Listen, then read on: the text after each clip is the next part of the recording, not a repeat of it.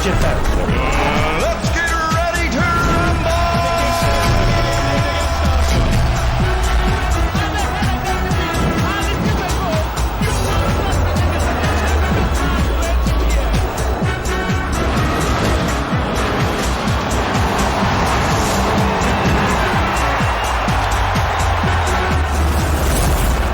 What a performance that was.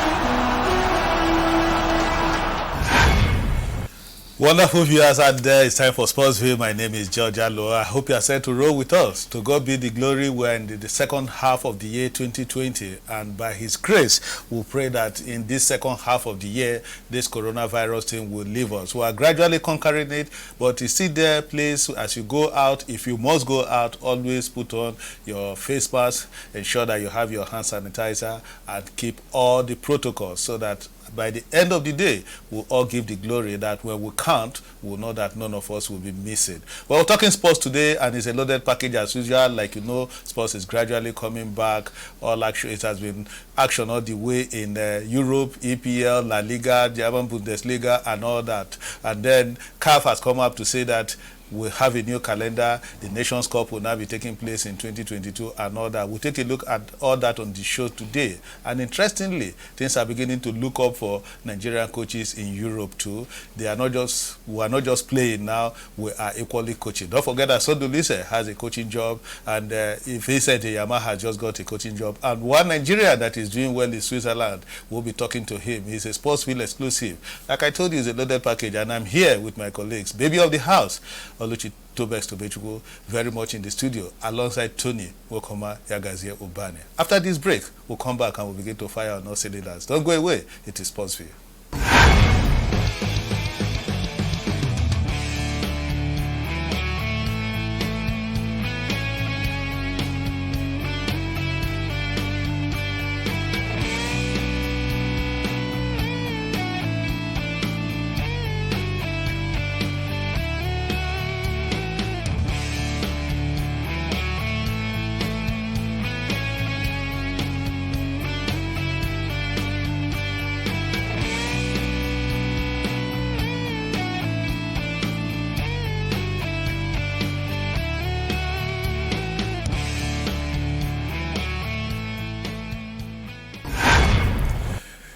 All right, welcome back. If you've just joined us, you've not really missed much, but I hope you enjoyed those shots of the week as put together by my producer, Tayo Ogunsheye. Let's now go straight to the show.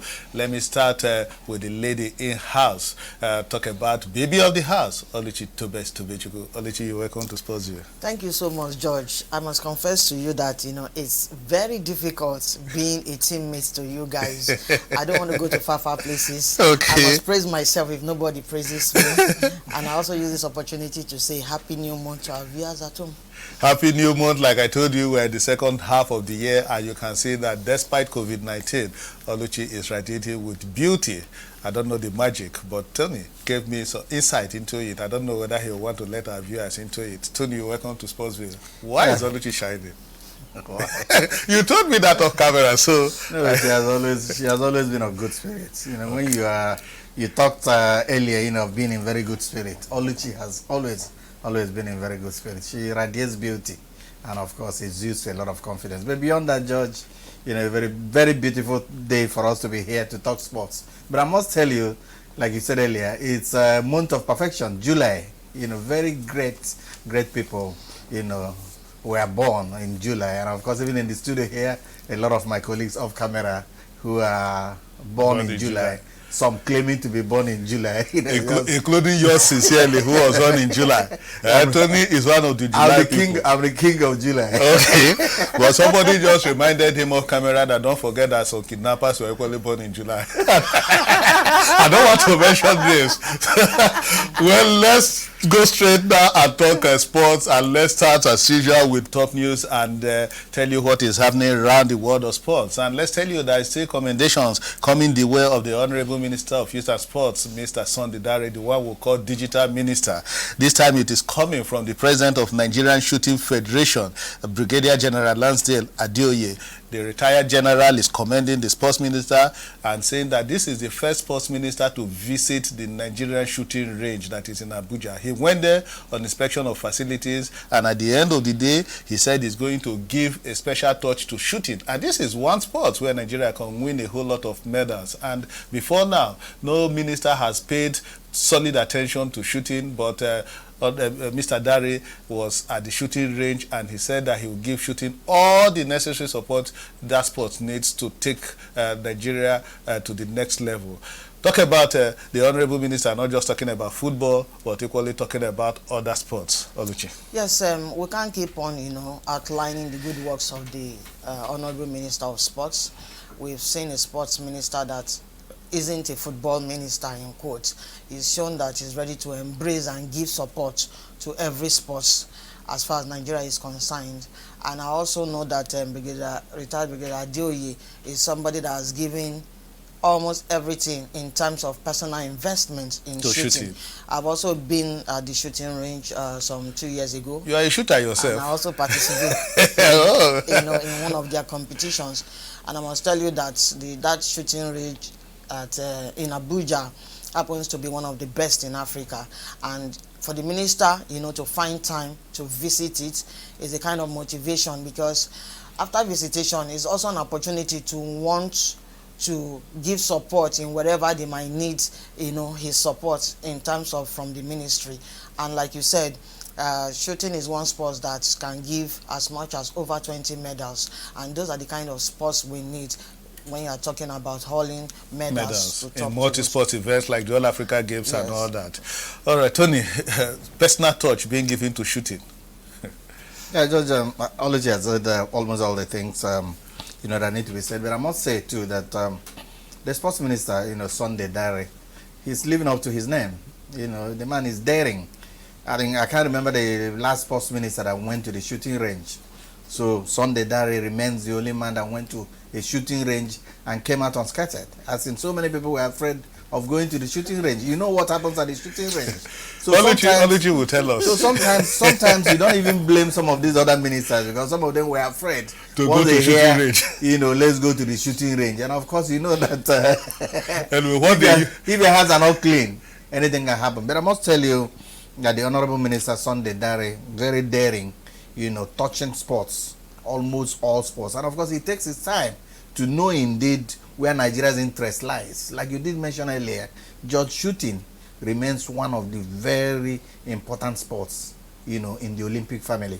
And of course, we know that we have sharpshooters in Nigeria. The minister's presence alone at the shooting range has brought a lot of confidence to a General Adeoye, who has committed so much. And if you remember General Adeoye, and of his interest in shooting, and how much he has committed in this sport, I think the man now will be so much buoyed into giving more, because at least government has shown signs that indeed they too will also be interested in helping from where this man stopped.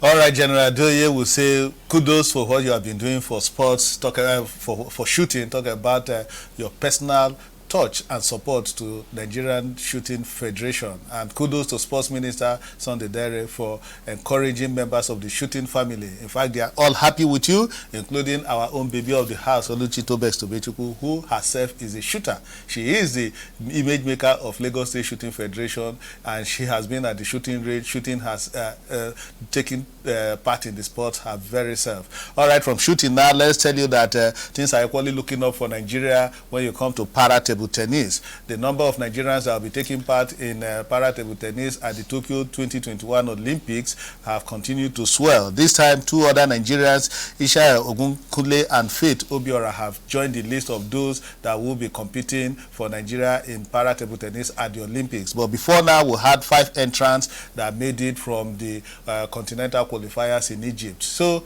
at the end of the day, Nigeria will have at least 7 athletes competing in para-table table tennis at Tokyo 2021. And say talking about the Olympics, things are not the very cheery news are not coming out of Tokyo, because as we speak now, there appears to be what looks like a second spike, talk about coronavirus, because the metropolitan government reported about 60 cases in one day, which is the highest of late since after the lockdown, and the previous day reported 57 new cases, and 54 cases were reported some 3 days back. So at the end of the day, there are fears that there could be a second spike of coronavirus, but the government said there's nothing to worry about, that as far as they've not hit about 100 new cases in a day, that everything is still under control.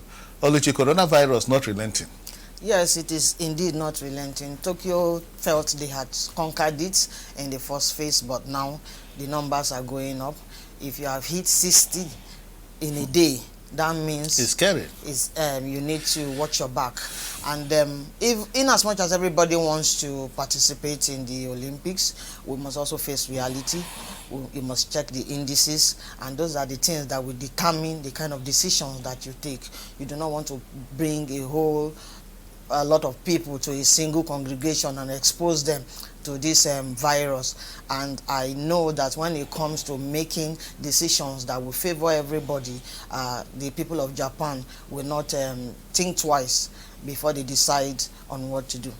All right, and against that backdrop, so many people in Japan are not comfortable with even the Olympics taking place next year. Latest survey showed that a whole lot of persons are saying that we want an outright cancellation of the Olympics. But IOC has rejected that, and even the government has rejected that, insisting that the Olympics will go on next year and there is nothing to worry about. Tony, a survey is showing that so many people, residents of Tokyo, saying that, oh, we want a cancellation of the Olympics. Yeah, there are still going to be many surveys, ahead of the Olympics. It's really very scary, George, and indeed people are apprehensive, of the number of people that are going to gather in Tokyo, for the Olympics. And you've been to the Olympics several times, George, and when we talk about the Olympics, people do not know the magnitude of the Olympics, and that's why they say it's the epicenter of sports. Exactly. George, when you talk about the Olympics, you are talking about,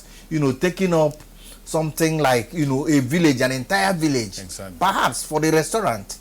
George, you are talking about the congregation when people come. This is not about one sport. We are talking about thousands all of the people. Thousands of people. Talk about where they sleep and all that. It's really going to be very, very difficult and dangerous. But I think the IOC, they are working, assiduously, George, to see how they are going to stem it. But then I think the fears of the Japanese, is still going to live with them. There is no hiding it that the Japanese will always live in fear, because if this COVID continues the way it has continued, George, I see the IOC, thinking twice about the Olympics. Well, we just pray that COVID will not stop sports at the end of the day, because we need to conquer this virus. Back home here in Nigeria, you see that government is still insisting that there should be no sports for now, because we don't want too many persons to gather. Even for the events that government has given its go-ahead, like wedding ceremonies and all that, they are saying not more than 20 people at every point in time. But we want to believe strongly that the world would eventually, at the end of the day, conquer coronavirus. That's top news. Let's take a break now with this special interview we had with Anthony Adeyemi, a Nigerian coach who is doing very well in Switzerland. He spoke exclusively to Sportsville. We'll be back after it. Hello, coach. Thank you very, very much. I really appreciate you too for bringing me online. Before I was a Nigerian professional football player with so many clubs in semi-professional level, and now I'm a professional coach, UEFA coach license. I have handled different categories in youth team, from under 14, 17, 23. Before now, I'm handling a senior team now. This year now, I just signed a new contract in a club called FC Goals now, the senior league team that is a regional league. In Africa, first of all, before they can give you the chance of having to coach a team in Central Europe, first of all, they have to trust you, they have to know you, you have to get somebody who is like a guarantor that they have to ask him, know what type of nature you occupy. But for me, I just want to thank God that when I was playing here, that gave me the limelight, to be in the limelight. So many clubs knows about who I am. one thing I always say, I don't want to use the negative aspect of it in races. Let me say, as an Africa, they don't want to give you the chance to have a senior league team that I just got now. They want you to train the youth team. You can see even our Nigerian national, ex-Nigerian international players. Most of them coach under 14, under 16. They cannot go to 23 level. It's not easy for them because they prefer the Western people to be in that position instead of an African. But to God be the glory, God has been my strength. And my CV have also speak for me. That's why I can be able to coach this senior team I got now at the Coast. First of all, I give all the glory, honor, adoration to Almighty God. The thing is like this. You know, when you are a footballer, first of all, when they take you, when the club takes you, they want you to introduce yourself to the players. So when the players will see that you are a professional player, and in football as a coach, you have already achieved in a different category, that give you the edge over them, then they give you your respect. From the start, it was not so easy, but later they have to accept because my UEFA license speaks to me. Being an ex-professional football player spoke for me. Even what I have achieved in different categories, the clubs I've coached, it is not easy to be employed in such clubs. So that gave me the edge over them. So they respect me and they have no choice than to abide to my to accept me for who I am as a head coach. If you are going to a country that speaks other language, first of all, you have to learn the language. And secondly, you have to start, no matter what level you coach in Nigeria, you have to start from the scratch because you have to know your training model. How are you? And you can be able to transit junior to put transition from the junior team to the senior team. Because that's what gave me edge. Every 6 months, I can be able to make transitions to bring players from junior team to senior team, more than 4 or 5 players every half of the season. So for the Nigerian coach to come here and do something, first of all, you have to learn the language. Secondly, your work is going to speak for you. Without that, you don't have a chance. For me, I believe that the sky is just my footstep. I just started. First of all, my zeal at the moment now, my first, what I'm looking towards now is to help the team to get the promotion. Secondly, I don't know how God is going to do it. I want to come back to my country, Nigeria, to represent the national team any level, to coach there. That's my plan for the future. All right, that was Coach Tony Adeyemi speaking to us all the way from Switzerland. One of the few Nigerian coaches that are doing well in Europe. But like we told you, the space is now opening up for Nigerian coaches. Talk about Adeyemi that just spoke to us. Talk about our own Vincent Enyama, who had just gotten a coaching job in France. And talk about Sunday Olise too, who is doing well in France after his stint with Super Eagles. And then don't forget that Emenalo was once in the big one in Chelsea. So who says that Nigerians can't do coaching in Europe? Tony? No, absolutely. Nigerians are just, the sky is the limit for Nigerians. And indeed, they're showing signs of progressing, in doing so many things. We talked about all these famous names, and most important thing is that all of them were ex-internationals. The young man that we just finished speaking to, exclusively now, Anthony Adeyemi, is an ex-international, a very young, vibrant man, who is very knowledgeable. And of course, at his age, you'll be surprised the type of credentials the young guy is carrying.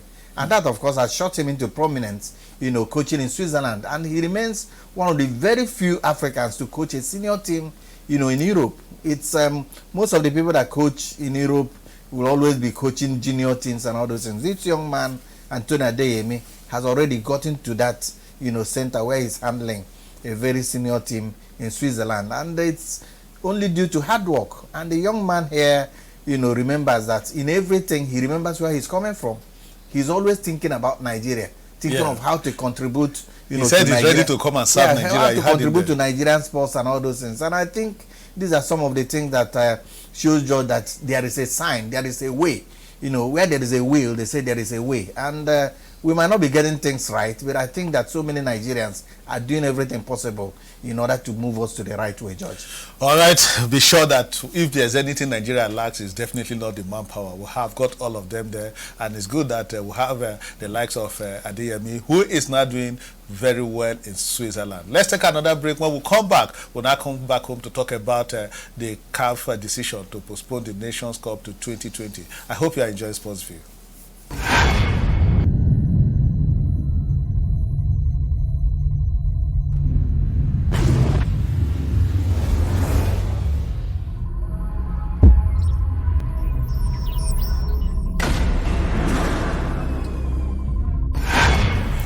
All right, welcome back. We are now talking about the Nations Cup and the decision of CAF to shift the Nations Cup to 2022.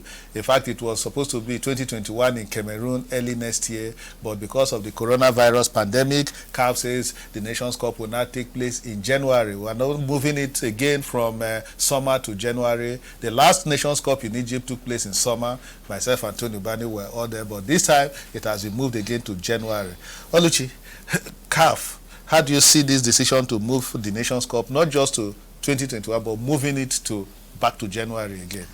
Of course, everybody knows what the effect of coronavirus has been. Even if the Olympics, it was also affected and it was postponed. How much more the competitions that CAF will be holding, and for me, it has its merits and demerits. Okay, AFCON is now going to be in 2022. A country like Cameroon that wasn't given the chance to host it the last time because they weren't prepared is giving them ample opportunity to prepare, and make all their facilities ready and all that, and also opportunities for the participating teams, to test players and be prepared for this same competition. Aside those two options, I do not see other merits for CAF postponing this. It's going to be a tough one. We're going to have AFCON same year and the World Cup in the same year. How is it going to be on the players? How will the clubs be ready to release their players in January? African players for World Cup?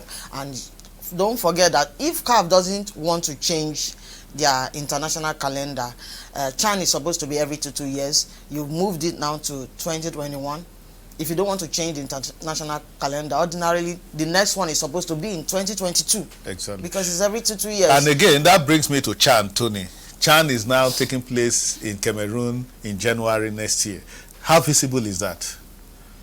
Judge, like Oluchi said, I think some of these things are, born out of necessities. It's absolutely, there is nothing anybody could just do about it. And because of the circumstances that we've seen ourselves into, CAF and of course all other organizations are trying as much as possible, to accommodate these things. It's going to be difficult, talk about fixture congestion, in all aspects. But then, George, competitions must go on. Last week we talked about, why the Premier League and all those ones, just because of the money they were looking into. They looked at so much, the TV money, rights and all that. Rights and all those things. I think it's not going to be easy. Both in CAF, both at the World Cup, the conjunctions. All we need is that the players is really going to be tough on them. But then equally, what is bad for somebody will definitely be good rub off on another person. This is going to be an opportunity. When some people are feeling the strain of the congestion, so many other young players are going to rise. So let's just embrace it and see how it goes. In anything, when one goes up, another one comes down. But I think Nigerian sports or African sports will continue to be on the rise.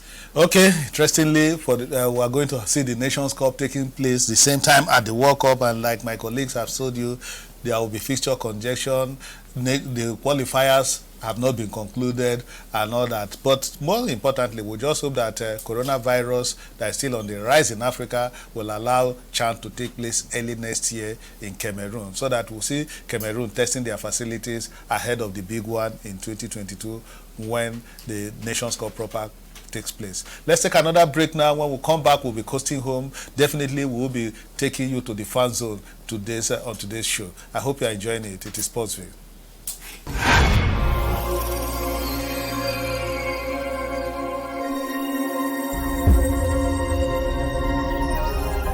Hi guys, I'm Ray Parler from Arsenal and England. Please watch Sportsville.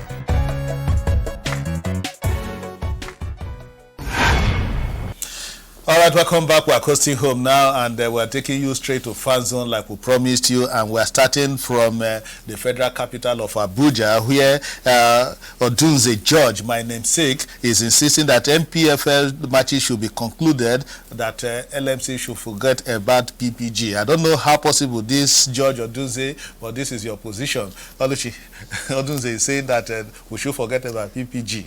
Anyway, everybody's on standby now. The club owners, they've decided what they want. We've talked about the merits and demerits last week, and we just have to wait for the ratifications from the relevant authorities. All right, we'll wait for ratification. From there, from Abuja, we'll bring you to Lagos, and this one is coming from Iju Ishaga here in Lagos, and it's coming from Okechukwu Dimba. He said, please extend the Sportsville to 1 hour. That 30 minutes is too short. Hey, George, this same person, I got his tests. You know, he sent a series of tests to me asking that Sportsville, you know, the time allotted to Sportsville is is just very, too very short. I think it's up to the producer, and indeed, it's up to you to, you know, to make it. All right, Tony, it's good that our viewers are enjoying the show, that they want it even extended by another 30 minutes. Thank you, Okechukwu Dimba, for all the commendations and all the accolades you have poured on us here on Sportsville. From Lagos, let's now take you to South Nigeria, where this one is coming from Oviebo in Benin, Edo State. He says Sunday Dare is the best sports minister that Nigeria has ever had. Tony, commendation coming from Oviebo in Benin for Sunday Dare. George, that's exactly about governance.